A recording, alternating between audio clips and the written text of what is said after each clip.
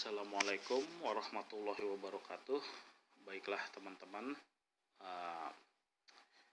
pada kesempatan kali ini saya ingin membuat video presentasi ya. Saya katakan video presentasi karena kalau saya bilang video tutorial ya saya tidak melakukan tutorial ya hari ini ya, hanya presentasi rangkaian sebuah inverter ya teman-teman. Oke, kalau kemarin di video sebelumnya saya sudah mendefinkan rangkaian inverter ini, bagaimana dia rangkaiannya, bagaimana dia membentuk gelombang kotaknya menjadi gelombang kotak alternating current ya, teman-teman bisa lihat di video sebelumnya. Di situ sudah dijelaskan, bahkan saya juga menjelaskan apakah aman inverter ini kita gunakan untuk beban motor listrik kah, beban induktif kah gitu kan, beban resistif kah, ataukah beban dengan sistem DC seperti SMPS ya. Saya sudah jelaskan.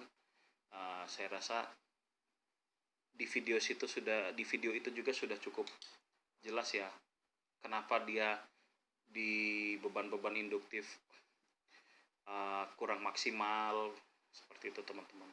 Nah, pada video kali ini saya akan menitik beratkan pada komponen-komponen yang rentan pada inverter ya, pada inverter metode switching ya, inverter mode switching atau inverter switching kita sebut itu. Jadi komponen apa saja yang rentan rusak gitu kan.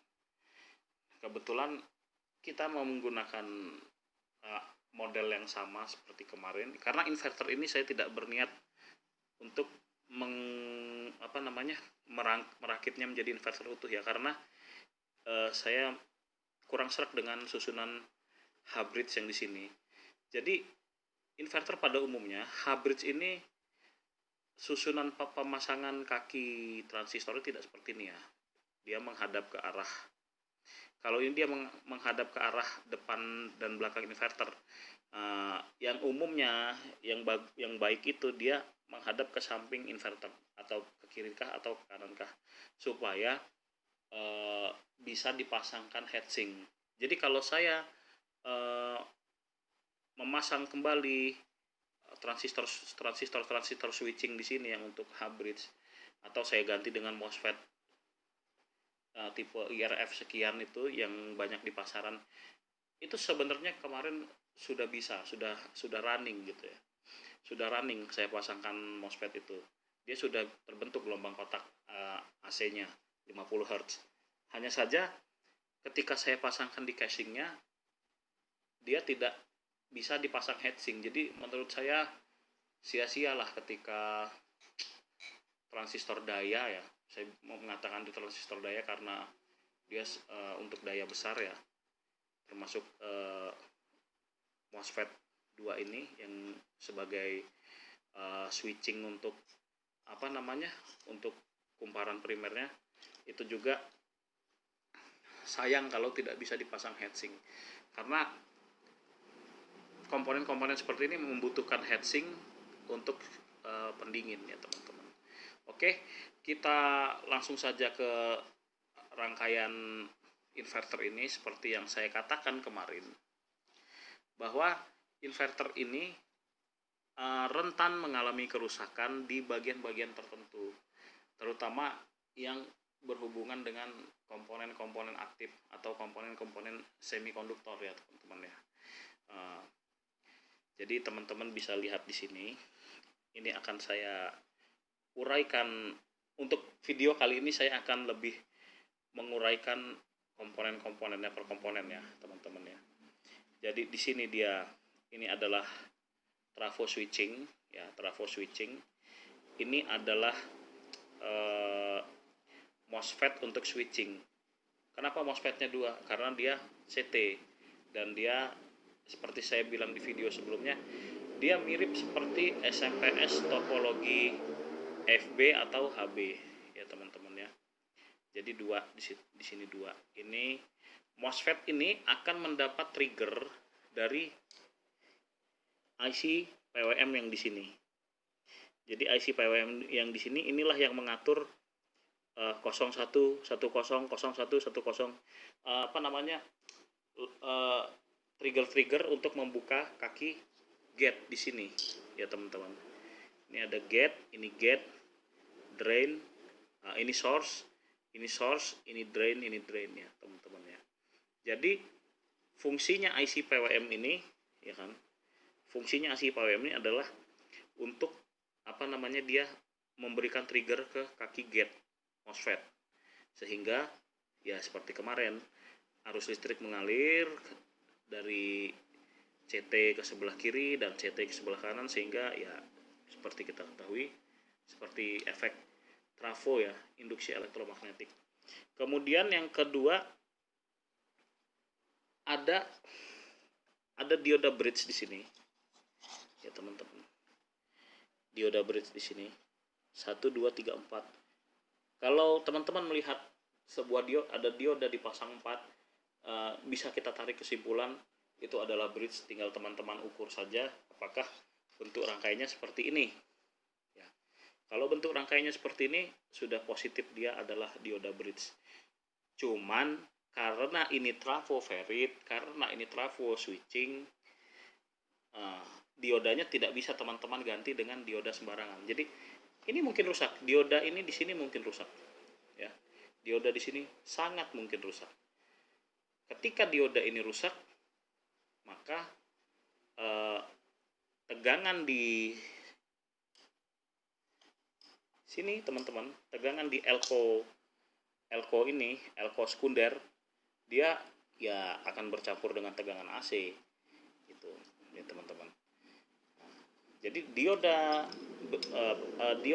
ultrafast ini ya, dioda bridge ultrafast ini dia adalah harus yang digunakan dioda bridge ultrafast. Kenapa? Karena kaki gate di sini sudah pasti di-trigger dengan frekuensi yang tinggi itu teman-teman. Tidak mungkin dia menggunakan frekuensi 50 Hz ya. Kalau dia menggunakan frekuensi 50 Hz, kemungkinan besar kita tidak membutuhkan rangkaian push pull ya teman-teman. Kenapa dia menggunakan rangkaian push pull? Karena trafo ini bekerja pada frekuensi yang tinggi itu. Jadi salah satu keunggulan trafo ferit yaitu kita bisa memperkecil dimensi sebuah trafo dengan cara membuat modulasi dengan frekuensi yang tinggi. Nah, itu nanti akan kita bahas ada rumusnya memang, hitung-hitungan trafo. Semakin tinggi frekuensi maka jumlah lilitan akan semakin kecil, kurang lebih seperti itu teman-teman ya. Oke, tadi kita sudah sampai di dioda bridge ultrafast yang di sini. Kemudian kita beralih ke rangkaian push and pull-nya. Push and pull-nya itu di sini ya teman-teman. Ya, push and pull. Jadi rangkaian push and pull itu kemungkinan besar di drive menggunakan IC ini dan IC ini ya teman-teman. Karena dia 4 ya kan, kemungkinan satu IC ini mengatur basis atau gate 2 buah transistor switching ya teman-teman. Jadi kemungkinan seperti itu ya. Dan ketika transistor ini tidak berfungsi, maka tidak akan ada tidak akan ada tegangan yang di sini ya teman-teman. Dia hanya keluar di sini sebesar 200 ya, kurang lebih 250 volt sampai 270 volt tapi DC. Tapi dia tidak akan keluar ke pin yang ini, pin yang push and pull-nya, pin yang H-bridge-nya ya. Kenapa? Karena pin yang H-bridge-nya ini dikontrol penuh oleh 4 buah transistor ini yang kaki basis atau gate-nya di-trigger oleh 2 buah IC ini ya. Jadi kurang lebih seperti itu teman-teman troubleshoot inverter ini ya teman-teman. Dan ada kemungkinan juga rusak di IC regulator 7805 yang mungkin untuk satu daya ketiga IC ini. Tapi menurut saya sangat ini ya teman-teman ya, sangat apa namanya, sangat jarang terjadi gitu. Kemungkinan yang paling sering rusak adalah uh, beberapa komponennya, tiga macam komponen ini ya, MOSFET, terus dioda ultrafast, dan juga rangkaian push and pull-nya. Sementara untuk IC PWM-nya bisa rusak, tapi jarang ya teman-teman. Seperti kita ketahui di rangkaian SMPS juga topologi HB, flyback, dan apapun itu, full bridge atau half bridge atau flyback, yang paling umum rusak adalah MOSFET untuk switching ya teman-teman ya. Sama pada inverter tipe switching ini juga kurang lebih seperti itu, bahwa yang paling sering rusak adalah komponen-komponen switching ya teman-teman, baik itu inverter MOSFET, ataupun transistor pada rangkaian push and pull, dan juga kemungkinan di dioda ultrafast. Untuk trafo sendiri bagaimana teman-teman? Trafo switching ini sangat jarang ya ditemui kerusakan putus gitu, karena memang lilitannya juga tidak banyak, dan bahkan dia menggunakan penampang kawat yang besar-besar ya, karena saya pernah bongkar. Itu bahkan dia di sisi primer kadangan di double gitu kan, di double. Tujuannya apa? Untuk dapat dilewatkan arus yang lebih besar, tapi dimensinya masih cukup dengan ukuran koker dan current trafonya. Jadi kurang lebih seperti itu teman-teman. Inverter ini sendiri di pasaran juga tidak mahal ya. Ini harganya kurang lebih 125.000 untuk menurut dia sih ini bisa untuk output 100 watt. Yang lebih bagus dari ini juga banyak. Ada yang 225, dia bisa keluar 300 watt gitu kan. Itu kalau teman-teman gunakan untuk mati lampu itu sudah sangat worth it ya. Dengan catatan seperti kemarin yang saya katakan, kita atur bebannya ya, untuk backup beban yang ringan-ringan atau yang sifatnya tidak induktif ya teman-teman, atau kalau mau induktif sebatas kipas angin. Oke, mudah-mudahan video dari saya kali ini bermanfaat buat teman-teman sekalian, bisa menambah wawasan teman-teman sekalian, menambah pengetahuan teman-teman sekalian.